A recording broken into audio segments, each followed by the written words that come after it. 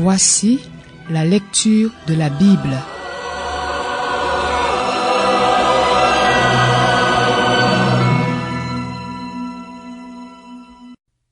Proverbe 5. Mon fils, sois attentif à ma sagesse, tends l'oreille vers mon intelligence, afin que tu conserves la réflexion et que tes lèvres gardent la connaissance. Certes, les lèvres de l'étrangère ruissellent de miel et son palais est plus doux que l'huile, mais à la fin elle est amère comme l'absinthe, coupante comme une épée à deux tranchants. Ses pieds descendent vers la mort, ses pas aboutissent au séjour des morts. Elle se garde bien d'examiner le chemin de la vie. Ses voies sont des voies d'errance, mais elle ne le sait pas. Et maintenant, mes fils, écoutez-moi et ne vous détournez pas des paroles de ma bouche. Passe loin de chez elle et ne t'approche pas de la porte de sa maison. Sinon tu livreras ta dignité à d'autres et tes années à un mari sans pitié. Sinon des étrangers se rassasieront de ton bien et du produit de ton travail dans la maison d'un autre. Sinon tu gémiras près de ta faim, quand ta chair et ton corps dépériront. Tu diras alors, comment donc ai-je pu détester l'instruction et comment mon cœur a-t-il pu mépriser le reproche? Comment ai-je pu ne pas écouter la voix de mes maîtres, ne pas tendre l'oreille vers ceux qui m'instruisaient? Encore un peu et j'aurais été au comble du malheur au milieu du peuple et de l'assemblée. Bois l'eau de ta citerne, l'eau qui sort de ton puits. Tes sources doivent-elles se déverser à l'intérieur? Tes ruisseaux doivent-ils couler sur les places publiques? Qu'ils soient pour toi seul, et non pour des étrangers avec toi. Que ta source soit bénie. Fais ta joie de la femme de ta jeunesse, biche des amours, gazelle pleine de grâce. Que ses seins te rassasient constamment. Enivre-toi sans cesse de son amour. Pourquoi, mon fils, t'enivrerais-tu d'une étrangère et embrasserais-tu la poitrine d'une inconnue?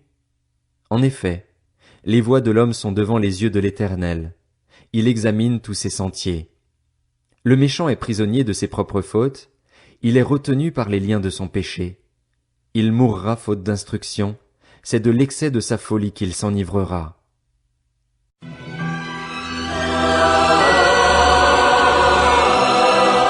C'était la lecture de la Bible.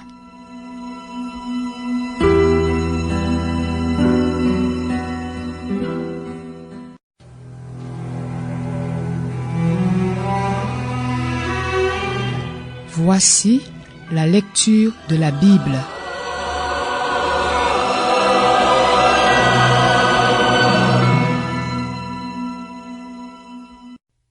Proverbe 6. Mon fils, si tu t'es porté garant pour ton prochain, si tu t'es engagé pour autrui, si tu te trouves piégé par les paroles de ta bouche, si tu es prisonnier de tes propres paroles, fais donc ceci, mon fils, dégage-toi, puisque tu es tombé au pouvoir de ton prochain. Va le supplier et insister auprès de lui, n'accorde ni sommeil à tes yeux ni repos à tes paupières, dégage-toi comme la gazelle de la main du chasseur, comme l'oiseau de la main de l'oiseleur.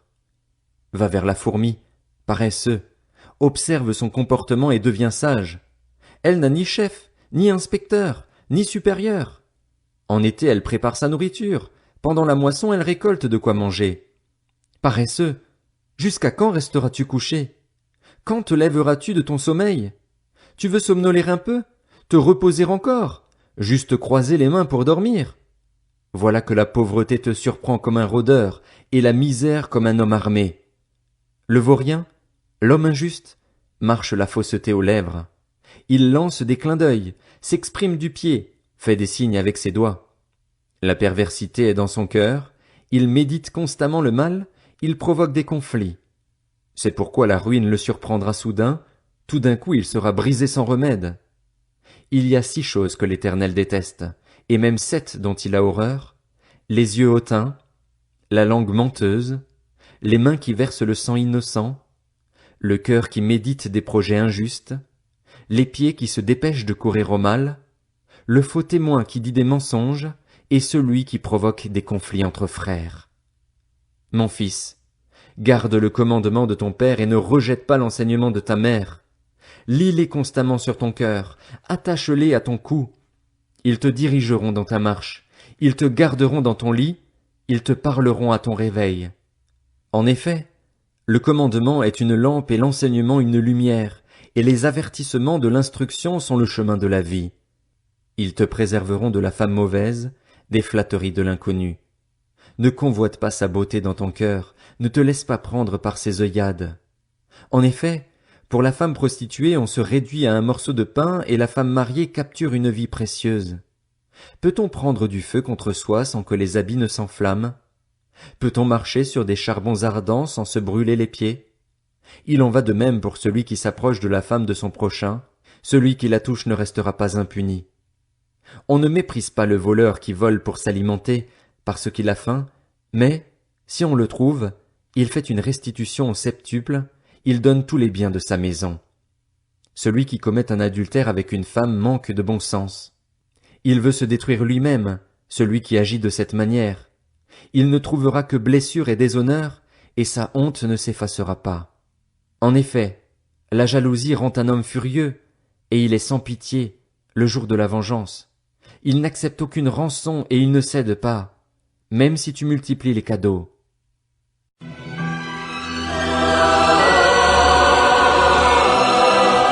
C'était la lecture de la Bible.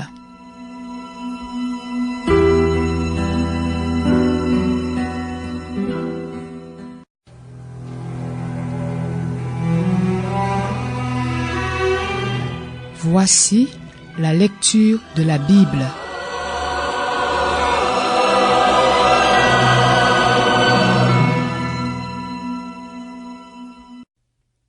Proverbe 7.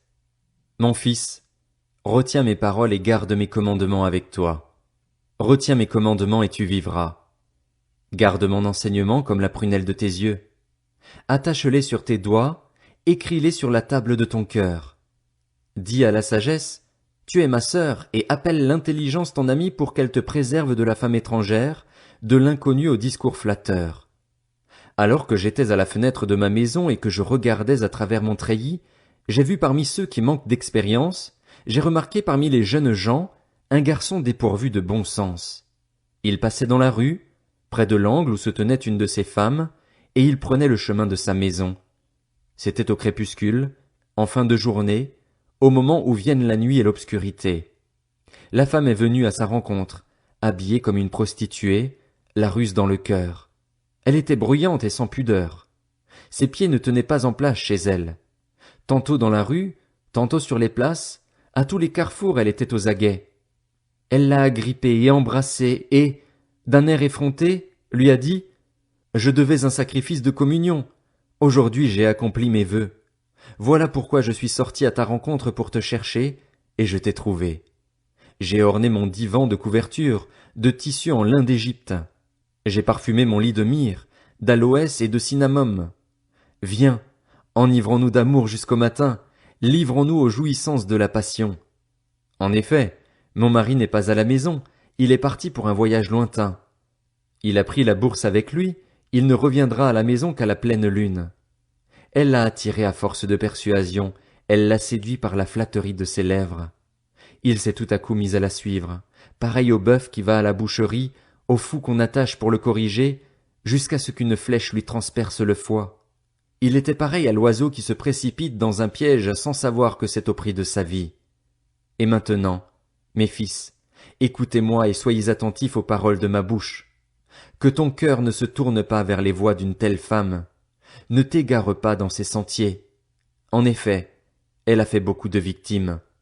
Ils sont nombreux, tous ceux qu'elle a détruits. Sa maison, c'est le chemin du séjour des morts qui descend vers les chambres de la mort.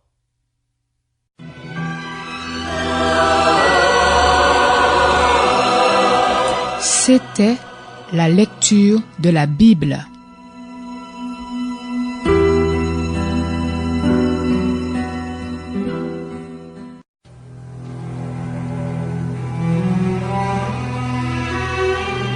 Voici la lecture de la Bible.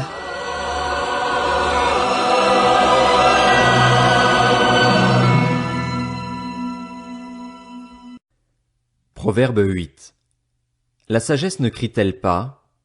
L'intelligence ne parle-t-elle pas tout haut? C'est au sommet des hauteurs dominant la route, c'est à la croisée des chemins qu'elle se place. À côté des portes, à l'entrée de la ville, à l'intérieur des portes, elle crie. Hommes, c'est vous que j'appelle, et ma voix s'adresse aux êtres humains. Vous qui manquez d'expérience, apprenez le discernement. Vous qui êtes stupides, apprenez le bon sens. Écoutez, car ce que je dis est capital et j'ouvre mes lèvres avec droiture. Oui, c'est la vérité que ma bouche proclame et mes lèvres ont horreur de la méchanceté. Toutes les paroles de ma bouche sont justes, elles ne contiennent rien qui soit faux ou perverti. Toutes sont exactes pour celui qui est intelligent et droites pour ceux qui ont trouvé la connaissance.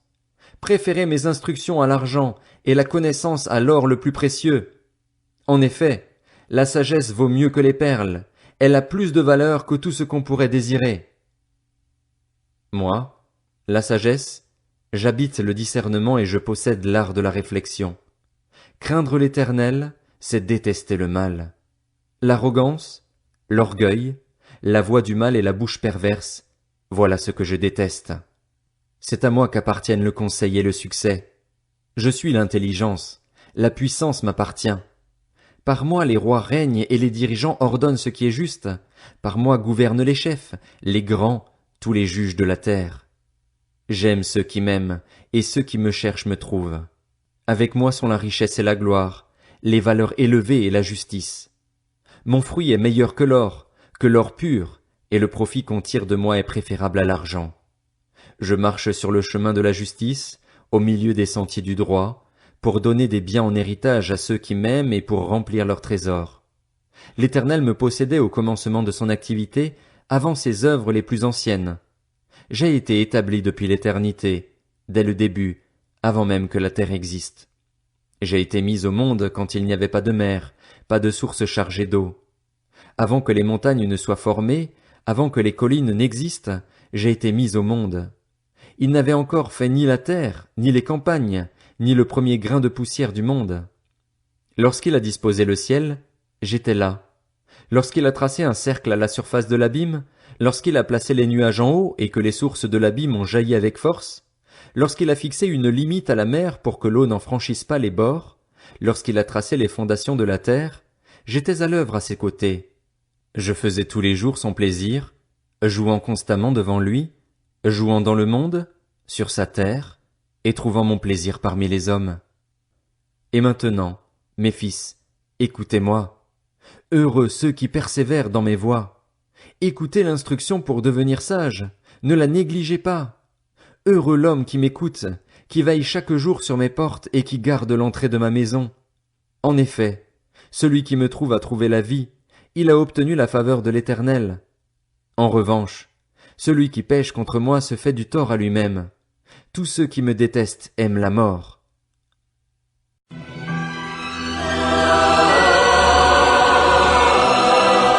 C'était la lecture de la Bible.